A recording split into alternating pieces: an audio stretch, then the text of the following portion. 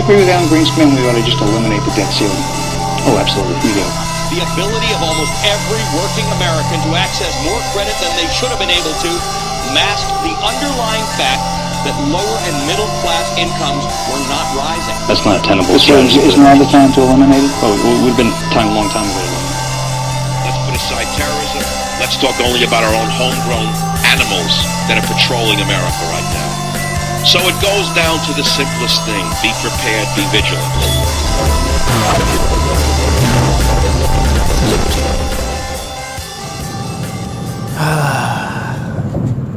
That wonderful moment when all the bars drain off of the phone. I don't know how many people can relate to what happens when all of the bars disappear off of your phone and you realize that you've reached a point.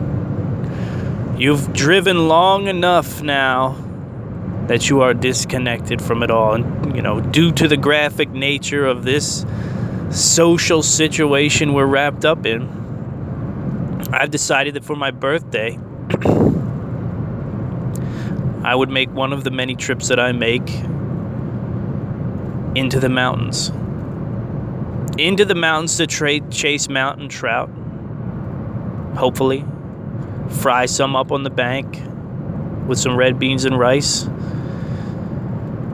And just get away. Get away from the riots. Get away from the madness that's everywhere in the nation right now. It's a really hard thing to deal with, man, every single day looking at this madness, this information war that we are in right now. We are in an information war.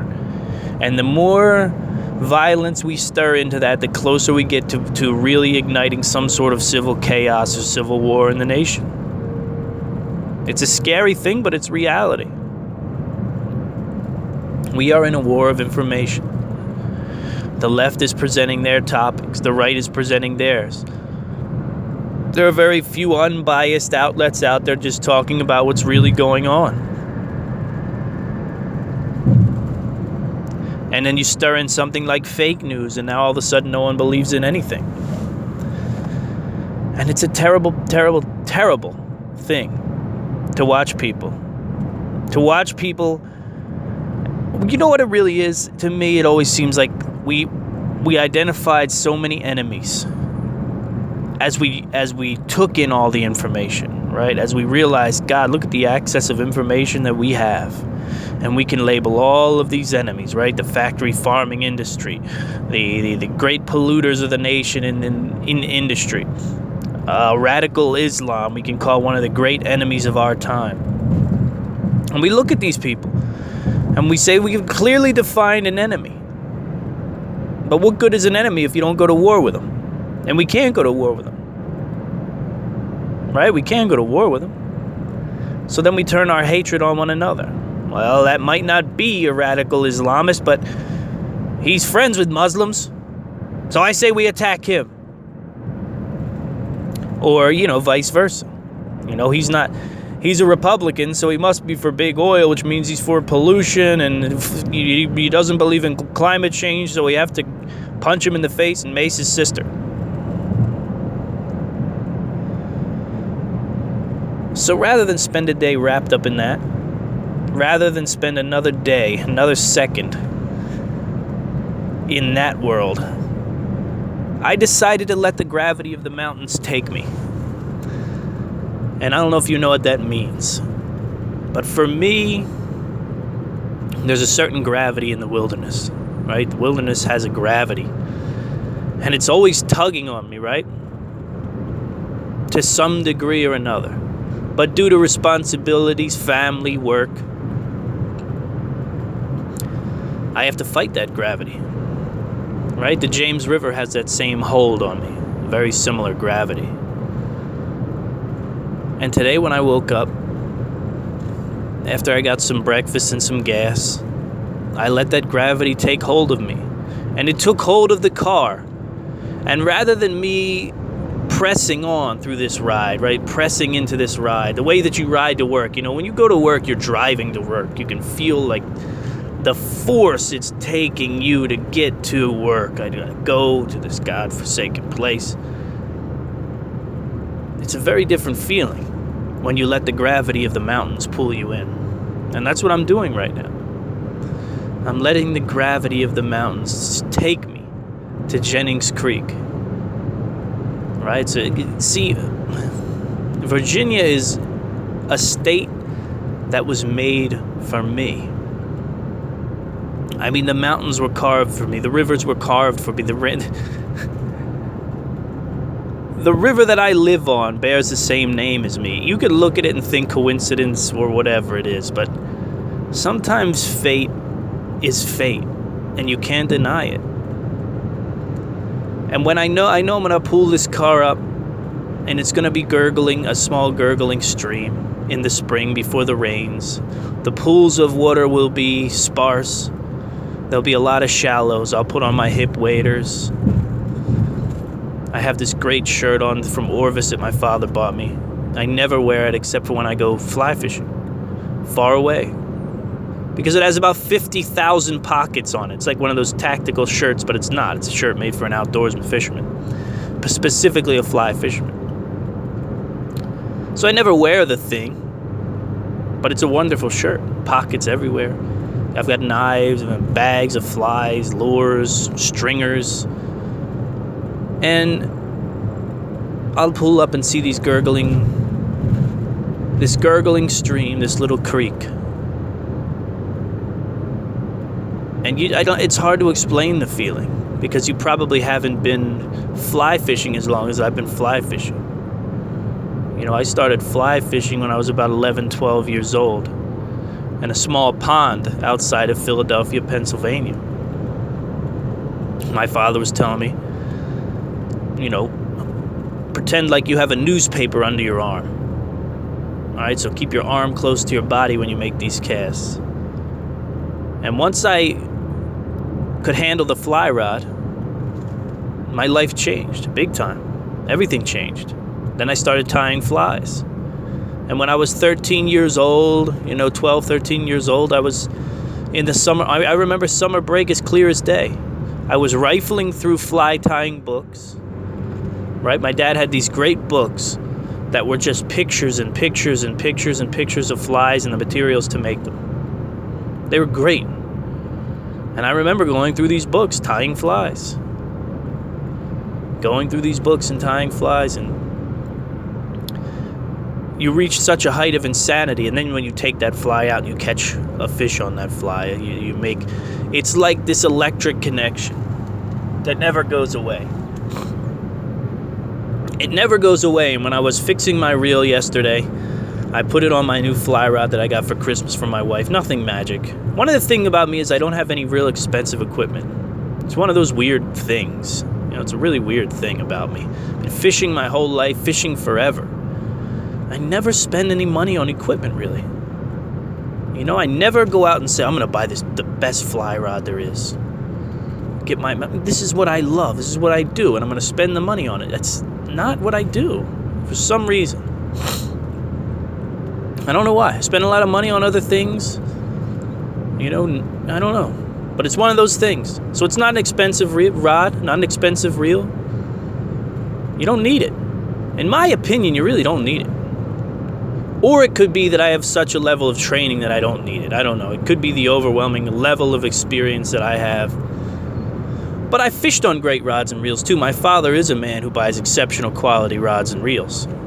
He does that. He has the St. Croix rods and the beautiful reels to go along with them. But I'll throw the vest on. I've got the hat. It's good. There might be some rain. It looks like there might be a little shower, a little rain. Nothing that's gonna really stop me, but there'll be a little rain. So I'll probably put some frog togs on, something that'll keep me dry. And I'll step foot into that creek like I have on so many other creeks in this great state. The state is filled with streams and creeks. They come pouring down off the mountains, off the Shenandoah Mountains, off the Blue Ridge Mountains. And it's like living, it's hard to explain. Right now I'm crossing the path of Waynesboro right now and getting one of the best looks in all of Virginia.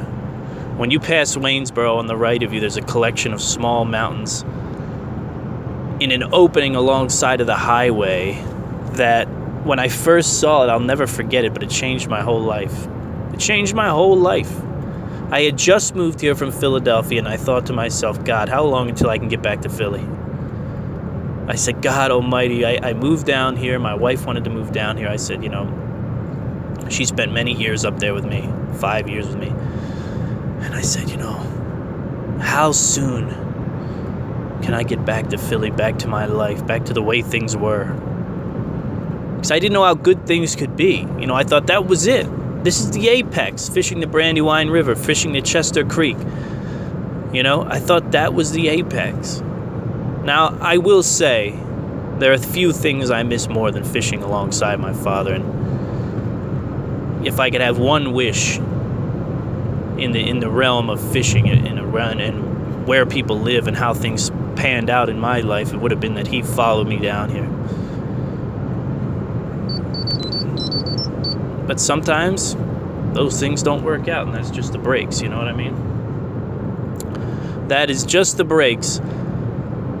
But when I saw these mountains, I knew my life was changed forever. And then when I found out how many wild trout streams were up in these mountains, I said, this is it. This is the place. And one day I hope to expire in those mountains, honestly. The great dream for me is to have, not the ending that Ernest Hemingway had, obviously, but to have a Hemingway-esque lifestyle where I'm up every morning with the sun writing in the secluded world of the mountains, right? And on the weekends, I push the keyboard aside and I go out and either fish or hunt.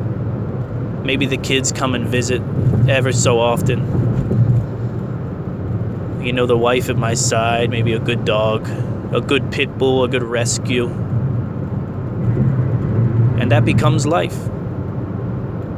And that's my opening monologue on fly fishing and why I'm heading to I-81. Why I'm driving 2+ hours to step foot in this tiny creek to fish for these beautiful rainbow and brown trout and brook trout. Because it is what it is, man. You need an escape. We as a society, and I think this is half of our problem, we've reached a point where there's just too much coming in the brain. It's just too much. You pick up your phone and look at the notifications on your phone right now. Just look at the notifications on your phone. How can you process all of that along with your job and your kids and what's on television, and then the brain is being just pushed to the absolute limit, right? It's being pushed to the absolute limit of what it can take. And sometimes you just got to get amid the trees. When you get up on top of a mountain and you open the car door and it's dead silence and it almost hurts your ears, the silence. You've got to offset that. The overwhelming attack that is technology. Technology is an unstoppable force now. There's no stopping. There is no stopping it right now. If all iPhones on the face of the earth just sent a message, a mass text out, some sort of AI mass text that said, if you carry on this path, within 5 years we'll have enough power to kill you all. Some sort of sentient life that lived within technology. We still wouldn't stop. We'd still be, we'll have to deal with it when it comes. But we need the new iPhone. And we can't afford to stop. That's the crazy thing. We can't stop now, right? People are creating things. We pay bills online. How much stuff do we do that's incumbent on technology and incumbent on technology increasingly getting better? Whole businesses, whole industries, right, are dependent on technology getting better. And it will. There's nothing we can do about that. Not a thing. Not a thing we can do about it. And that's okay. Right? There's nothing wrong with that. As long as you balance it. As long as you have a counterbalance. And to me, the great balance of technology is the desolation. Well, that's not even really the desolation. It's the desolation of a man, I will tell you that. The isolation, the solitary man out in the woods with the fly rod flinging or the bow strapped to him. You know, where you have time to sit there and go over everything. Or not. Or you have time to just not think about anything, to watch the tree leaves rustle, to watch the surface of the water for that telltale break. You know, when a trout sips a bug off the surface, he makes these beautiful rings, these concentric circles that, you know, expand almost like a pebble was dropped in the pond. And you watch that. And you just watch that. And then you go into a sort of a trout-like psyche. At least I do. When I get on a body of water and I finally spot that trout that I've been looking for, then I become that trout. And I think, what is he doing right now if I can't see him? If I can watch him, then I just watch him. But if I just see him surface, and I see those circles, and I know he's sipping on something on the surface, then I start to look at the area around him. Right? So where is he backing off? He's probably hiding behind this big boulder, or he might be taking it easy in this back eddy or this undercut bank, and he's coming out when he sees food, and he's eating, and then he's going back into safety. And I have to put myself in his shoes to understand how to attack him, how to approach him. Which way is he looking? Is he looking upstream, downstream? Is he looking sideways? How can I approach this fish without being seen? Because I know if I can approach this fish without being seen, and I can put a fly right by his nose, most of the time he's going to bear down, and he's going to take that bait. And it's bad news today. It's bad news for any trout that I spot today, because I plan on eating. I plan on eating these fish. And it's one of the few things you can eat guilt-free now, right? You can eat fish all you want. The vegans don't get mad. The vegetarians don't get... I don't think anybody cares about fish anymore. Or yet. Not anymore.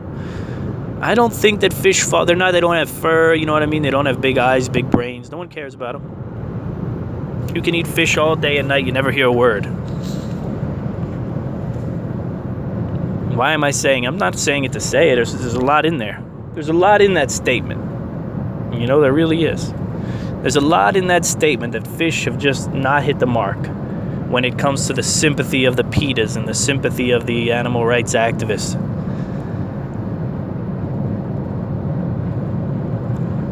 Christiana Creek. Right now I'm in the world I want to be in. Right now I'm in the world that I want to be in. I'm surrounded by bodies of water. Ascending slowly. My ears pop every so often. And this is it. This is when you realize, okay, wow, I've made it. Okay, I've made it. I am somewhere that is going to wash away the stain of everyday life. And I live a great life. That's the thing. But I also understand that you need separation. You need to cut the cord every once in a while. You got to cut the cord. You got to cut the cord because you have... I don't know. Do we want to get into a bitch session? I don't really know. I will tell you that I'm outstandingly disappointed in this Facebook and Twitter silencing that's going on. This idea that Facebook and Twitter are silencing their opponents. It is driving me absolutely bonkers. When we see accounts being closed and all these things happening, I can't stand to watch it. Christian groups for talking about scripture in the Bible that refers to gays. I don't understand how they can take political opponents and silence them. Twitter and Facebook, both guilty here. They can do that, but then if you go in there and search some people who follow or who are actual ISIS members, explain to me how these people can have Twitter accounts. I don't know if you heard the lovely gem, I forget her name, it's not worth knowing. There's a lovely woman with a Twitter account from Palestine, young woman, who made such disgusting remarks about Jews, it was unbelievable. Kill. One of the most outstanding ones, right? One of the most outstanding tweets was her speaking to someone who is heading back to Palestine, right? So she's heading back to Palestine, one of her friends, and she tells one of her friends who's going to be going there, listen, kiss the ground for me. I miss my home, and kill some Jews. Just right off the cuff. Just living in America, right? This is a woman that's living in America right now. Now, I don't know if Twitter soon banned her or made the decision to ban her or whatever the deal is, but the idea that some are getting banned and some are not. The idea that, again, the fascism of this militant left wing that is rising in the nation, this dangerously militant left wing, I don't care who that hurts or who that upsets. There is a militant left that will take lives before 2017 is over. I promise you that. They'll take lives. They will take lives.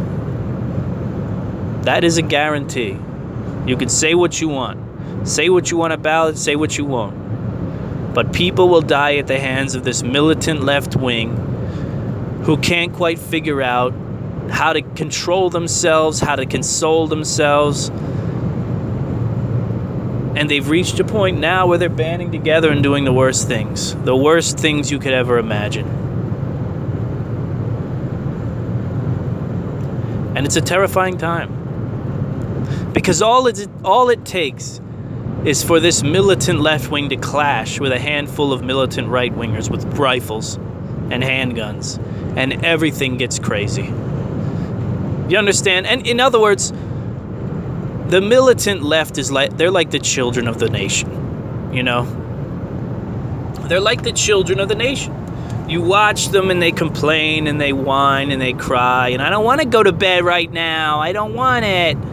Okay, well, you have to go to bed, says the right. You have to go to bed or else you're going to have real problems. You know, the right, for a lot of things, you could say that the right is at least running rationally. You know, with a quality of life and survivability in mind. And the left wing is constantly fighting, right? I don't want to go to bed. I like hanging out with them. Well, you shouldn't hang out with them, you know what I mean? They don't have a good family. They're not really good people, you know? They do bad things. I really don't want you influenced. Well, I really like to hang out with them. Well, you shouldn't. They're like the children. And when a child attacks a parent, in this day and age, this is a parent's fault, and it's the parent's responsibility to get it straightened out.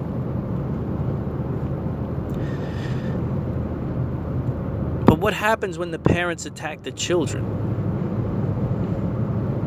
Because the reason I'm using the analogy is that's how these interactions get framed by the media, right? In other words, if a left-wing group attacks some old veterans and beats them up and whatever, there'll be a lot of people who say, that was a terrible incident. That was a terrible incident. That was so bad. That was terrifying. I don't know why they did it. Now, let's cut to Lindsay Lohan. Right? And that'll be it. Oh, they were put in jail, or maybe they got a night, and whatever happened. Let's cut to Lindsay Lohan. But if that group of veterans gets in an altercation with some left-wing whiny militants who decide to put their black masks on and be violent with them, with real men, you know what I mean, real killers, and they attempt to be physical with these men, and these men smash their orbital bones or pull out guns and shoot them dead where they stand, well, the whole country changes then. The whole country changes then. All of a sudden, you can even have conversations about confiscation of weapons. All of a sudden, and these people will push these ideas. You'll have a whole audience of children ready to push these ideas. Extreme vetting for veterans. Confiscation of weapons. And the idea that we finally see our two sides at war. Right? We have the militant right and the militant left, and there's a place to face off, and it's in these riots. And one side believes the death of the other is necessary. And from that, geez, it gets bad. It gets real bad from there. And for the normal people like you and me who are just living life, all of a sudden our world becomes a much more dangerous place. It becomes a much more dangerous place. So we have to do everything we can. We have to do everything we can, and I have the answer, don't get me wrong. I have the answer, I just have to get it written and I have to get it published. And once it's published and written, I need you folks to disseminate it everywhere. And we'll talk about the answer in just a minute. jwrights.com. Are you launching a survival blog? Do you have a preparedness product or service that you want to get to market? Use jwrights.com and we'll create unique content for you written by yours truly. This is my freelance website. You've come to know me. Trust me. Visit jwrights.com for your survival and preparedness freelance writing needs. I do infographics, white papers, ebooks. Visit jwrights.com. So you want the answer? It's the same answer it's been since 2013. It's only growing, and it only is making more sense. And I'll tell you, to be in my position, I see a lot of people that are just chipping off the surface. You know, they're just hitting the surface on the answer. But no one's put it all together the way I have. Because I've been thinking about it for 4 years now. 3 years. It's in the community. Now, community, see, I always come into these situations when the names and the terms have been so defamed. Right? I got into this prepper movement at a time when Nat Geo was exploiting it, and so was everyone else. And they were mocking it and they were laughing at it. And the best way to put what I'm trying to achieve is community organization, but not community organization for a political movement or for a Barack Obama type of idea. I am not looking for community organization to happen at a level that's going to shake up the political spectrum, because my idea of community cohesion is just about getting back to what we once were, except using technology now and using all the lessons that we've learned to be so much more. So in other words, America was founded in taverns over ale. There's no denying that, right? America was, and one of my earliest shows, we discussed this with one of my closest friends. Right? We were actually talking about beer, and Mike had a great little monologue about how beer in this nation are so inextricably tied together. Because over ale in taverns was where the first descent began. Where we first started to take a look at, okay, so what's the deal with the British here? Why is the crown weighing so heavily on us with taxes and laws? And it's not that we need to get into taverns and gin up a revolution. But we need to be together. And we need to be together with the people who are around us and who are most intimately involved with. The people we see every day, the people we live around. This is the biggest problem with our society right now. We are creating communities, fun, in-depth communities in the palm of our hand, and we're visiting them every day, multiple times a day. And for the most part, they're biased communities, because these are for entertainment purposes, these communities. They're not real-life communities, and we're pooling all of our experience from these communities, right? So if you're a right-wing guy, and you follow all right-wing pages, right? And that's all you follow. Well, then all of a sudden you get to the point where whether you realize it or not, you're being so influenced by one train of thought that you're surrounded by people outside of your house that live a different life and believe different things, and life is just too complicated to get locked into one doxy. It really is. People are too complicated. We have 300 million people in this world, and each one's living a very unique life. And not in this world, rather, but in the American world. in the country. So what it comes down to is exposing yourself to the people of your local area. Right? That is what it comes down to. It comes down to saying hi to neighbors. It's a lot more complicated than this. But it's not that complicated in the long run. It comes down to saying hi to neighbors and interacting with them and pushing them a little bit. Pushing interaction on them. It comes down to creating a network of communication with your neighbors.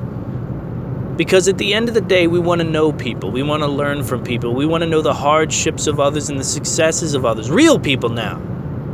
Because we know social media is a representation of people that isn't that real. Right? You can hide a lot. And people do. You hide all the bad things. And you post the great things. And you create a fantasy version of yourself on these social media accounts. You know, nobody's taking pictures and posting the very worst of their day. Oh, I got fired today. Oh, here's my parking ticket. Here's this. Here's that. I got a call from my drunken father who doesn't love me. He told me that I was worthless. No. You get the trophies and you get the kisses and moonlight and the pictures from the vacations. All that. That's what you get. It's not the human experience, man. It is not the human experience. And worse than that is when you start to compare your real life experience. And this is where the losers and the maniacs start to be affected by this social media world and this representation of only success that is around us all the time. People who are living real lives, who are a little less than hinged, right? People who are living real lives that have ups and downs and very bad days and terrible days and worse days. And sometimes they don't see many peaks for long, long time. Sometimes in life it's just working head down for years at a time. You know, and maybe a child's birthday is the only up. Or maybe you don't have children at all. Maybe you're stuck in a horrible job that you hate, and you work it to death, and you come home and you play video games for an hour and you pass out, and that's your life over and over again. The weekend comes, you go out and have a couple drinks, slack home all hammered, alone, cry yourself to sleep, and then you look at these people and their lovely little lives, and they have kids, and they have this, and they have go on trips, and they're in love, and you hate them. Because you're not even getting a real experience of what they are going through, or what they are doing, or what they are dealing with. Let's be honest. If you're looking at the Facebook page of a married couple, you should at least have 7 to 10 photos a week that are just a husband or a wife with a giant frown on their face. Because marriage is hard, man. It's not an easy thing. But when you just post, like I said, we're experiencing a very unnatural thing, and that's where we're drawing all of our information from, is this very unnatural representation of the people in our lives. Oh, look how great everyone has it but me. That's why you pull to the real thing. That's why the answer is within the community. It fixes the community itself, but it also fixes the issues within us. It's hard to understand. I get it, You've got to slowly bring communities together. You've got to create partners within the community to act effectively in times of disaster, right? These things used to just happen naturally. They don't happen naturally. We're so isolated. We're too isolated. But they're great vehicles for communication. They're great methods for it. You can take entire head counts of communities if you do it, with various communication tools. The production of food in a community garden is step one. If you don't have the money to buy a book, if you don't have the money to whatever, if you don't want to take this thing any further, everyone listening to the podcast should gather together their closest neighbors and talk about a community garden, even if it's a tiny plot. You know, the community garden is not a preparedness answer. It's not a prepper answer. It's not a food answer. You know, you got a community, 300 houses, 200, however big your community is. No matter what kind of plot you have, you're probably not going to have a community garden that can actually feed people and feed everyone in times of disaster. That's not what the community garden is about.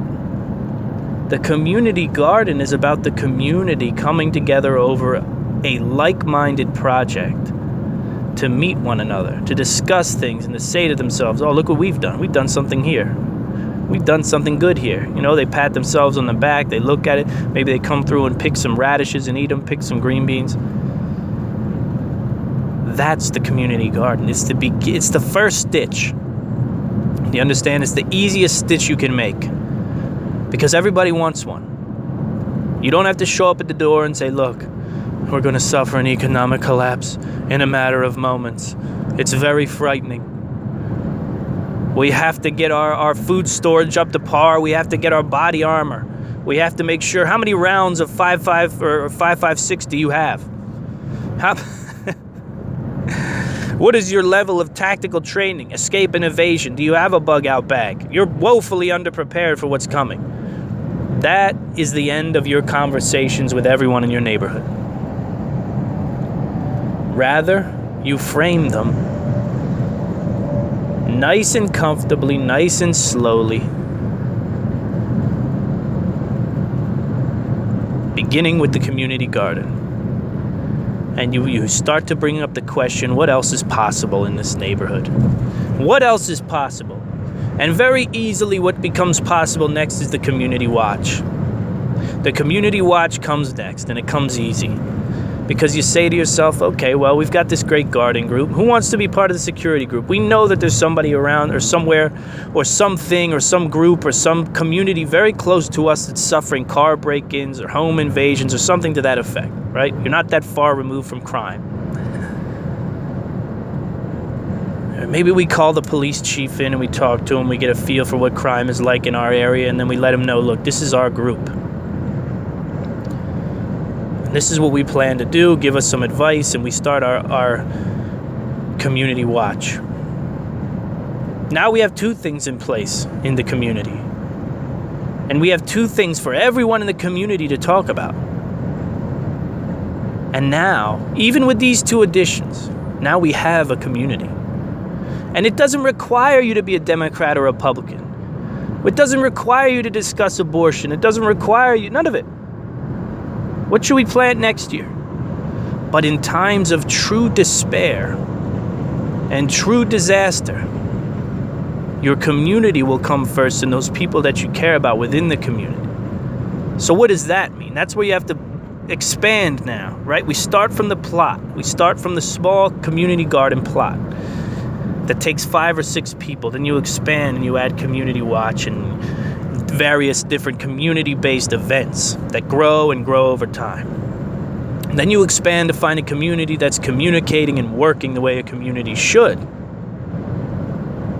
But now you expand beyond that. What is everyone's greatest fear? The desperate. You can call them what you want. The zombies, right? The marauders. The worst word in the world. I hate the word. It's the word. It reminds me of something. It's like something from a Disney movie. Oh no, here come the marauders. But that's what we fear. We fear the total collapse of society. The end of things as we know it. The shit hits the fan, right?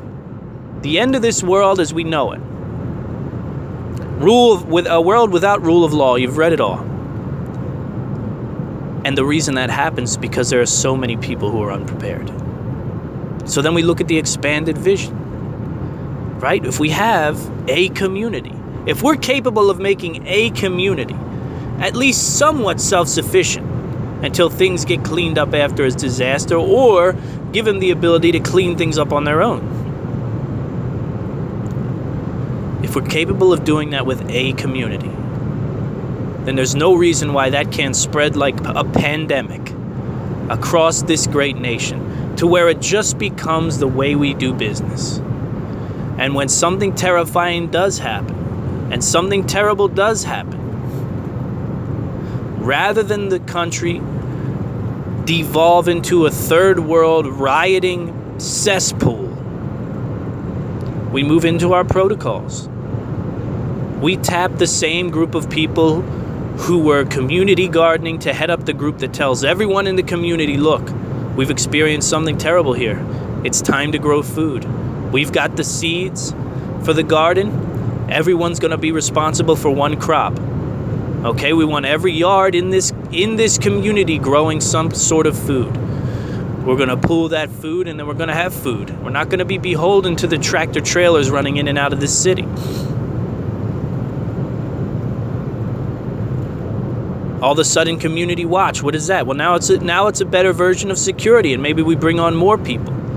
In this time, the groundwork is already laid. Don't you understand? When you lay the groundwork early, you're merely building muscle at that point, right? If you have the skeletal structure, then you're merely building muscle on top of it when needed.